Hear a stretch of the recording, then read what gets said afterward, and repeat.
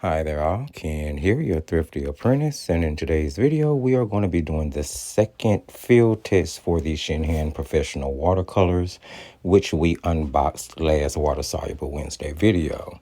I am painting on Miya 100% cotton watercolor paper, and I'm using a mixture of Creative Mark Creative Expression brushes from Jerry Autorama and Miss Lindsay Wyrick, the Frugal Crafter, signature brushes by Craft Ammo. I started out by wetting my background completely and then using all the colors that I will be using in the composition. I'm putting a light diffused wash over the entire paper. Now here you're going to see that I took a paper towel and I started to blot out clouds, but honestly I didn't like it, and I'm going to decide to change that and really dull those clouds down. Now here's the thing, there's going to be a lot of things throughout the course of this painting that I'm really not going to care for, and I'm just going to have to try to work around. The experience that I've had with these paintings so far has been an interesting ride. I will say, and I continue to say, that I'm not really getting muddy mixes, and they do tend to work okay in super watery washes. Now I'm painting a heel composition here. I want it to sort of look like the heels are just going to roll off into the distance. The light is falling behind the heels. In the front we're going to have a path as well as some greenery and some bushes.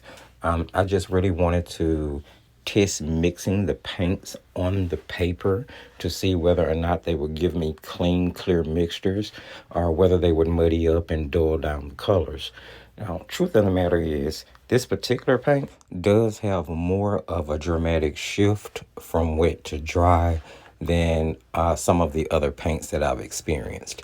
They seem to lose just a little luster to me. I'm not sure what is exactly causing that. Well, I am, sort of, if the truth be told. Most of these colors are made up of multiple pigments. They are pretty much all mixes. There are very few single pigment colors of the 18 colors that was in this set. So I can understand, because there are things like the lemon yellow, if I'm not mistaken, that's stretched with white. The yellow ochre is stretched with the same pigment for the permanent yellow deep. It's a lot of odd things about the particular set. So I really wanted to do paintings that were, going to give me a real good feel of whether or not the paints would be suitable for like a beginner. Like, could I just paint with them like I would say a set that I would tell you to run out and buy, for instance, like the Maybelline Pretty Excellent paints. So that was sort of the goal. Now, truth, I didn't have any issues with mixing on the paper here. I was sort of getting that dusty green look to the heels that I wanted.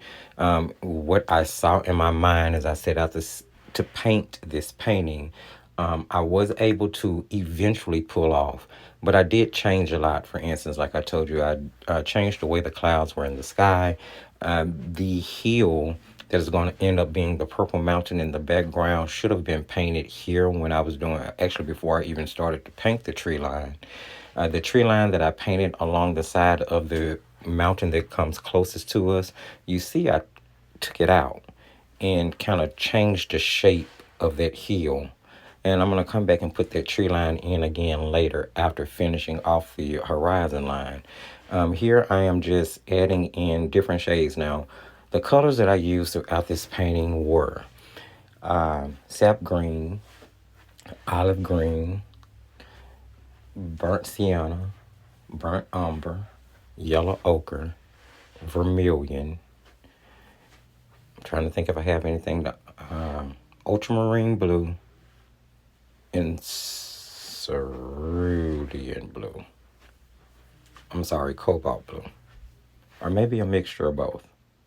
But all of those colors were used. And though it seems like a lot, it really wasn't for this particular landscape, simply because I did want it to look like the light was behind the hills, and that everything that was coming towards the foreground would have started to receive more shadow. That was the intent that I had. Now, I painted the path in here, as you can see, and then I put the grass strip in front of it, that sort of rolling hill. Now, I'm going to eventually go back and put in another tree line directly in front of the main hill and behind the path. That way it feels more like an enclosed type path. But at this particular point, I'm adding in the remaining of the tree lines. And if you notice, you can see the water hitting the paper. I painted purposely with a lot of water. I wanted to see how dull the washes would get if they were really wet. When I was painting heavy, I wanted to see how vibrant the paint could possibly be if it was in a heavier form versus being really watered down. Now this paper is a champ. I am a fan of this paper. Again, this is the Miya 100% cotton watercolor paper. Hats off to them. I don't like a lot of their paint sets, but the paper, I wish I could find it. If anybody knows where I can find the Miya 100% watercolor paper separate from having to buy it with the set, because that's the only way I've been able to find it, please let me know, because I really want to stock up on this paper. It's pretty robust and pretty good. So here I am going and kind of putting in a little detail. Now, those trees are supposed to be far off, so you're not supposed to really be able to see a lot of detail about those clusters. I did, however, want to kind of paint some treetops on it so you know, the eye would get the general idea of what it was supposed to be. I want it to look more like a tree line versus maybe just bushes. So now I am covering the path with a brighter color. And this was another situation that I didn't really care for. As you can see, I kind of left it alone and went to go and define that other hill because I didn't feel like it really stood out enough. And then I'm going to go and I'm going to throw in that row of trees I was telling you guys about. So I put in the hill first, and now I'm going to add the trees in front of the hill. The wash was way too watery, in all honesty, and I got in a little trouble here, and I ended up pulling that shadow color all the way down to the bottom of the paper. At first I was like, okay, what am I going to do? And then I thought to myself, you're going to keep painting. That's what you're going to do. So let's do this again. I redid my grass patch, and I noticed that I had a deeper shade of green, more so the color I was going for. So it actually worked in my benefit to have that shadow wash kind of run all over the place for me.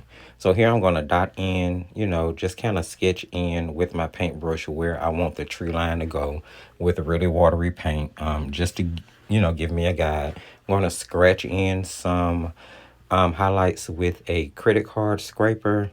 Then I thought, well, that line of trees really isn't dark enough considering how I want the lighting to look. So I went back in after it dried with a deeper shade of green just to add in more shadow out to pull it. That little section, I really wanted the path, the field kind of closed in. I hope I'm making sense. So I'm going to scratch in the highlights again, and then I'm going to do a little splatter and not much. Now I can go back and redefine the path for the last time. I wanted that sort of sandy ready, that dirt, that Mississippi mud, that Mississippi clay mud feel almost.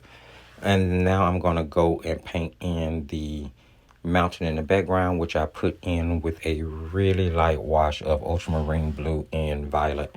Wanted it to look far away, sort of like behind the light. Hopefully it got that image. That's what I was shooting for anyway.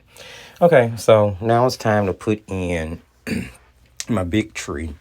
And I'm going to mix up a bunch of greens, different shades of greens. I'm actually cleaning up the palette. I mixed all those colors together. So the top set ended up being more of a olive green. In the middle, you had more sap green. And on the bottom, I'm going to mix the same colors I did to get that olivey green, which was olive green and burnt umber.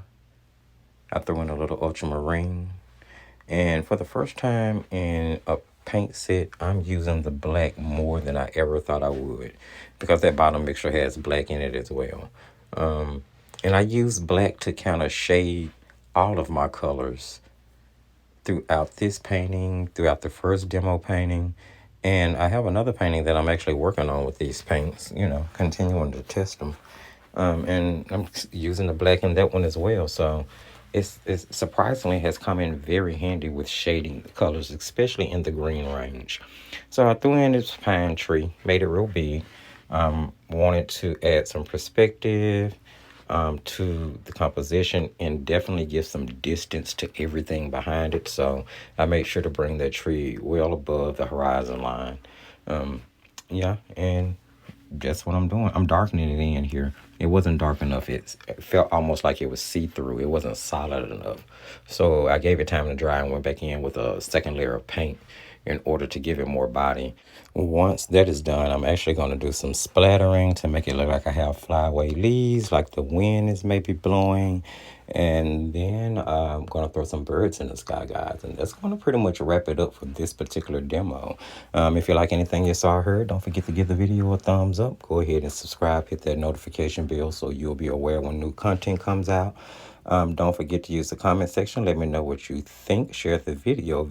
Sharing is caring, and I love to see the channel grow. And as I always tell you guys, just keep painting and crafting.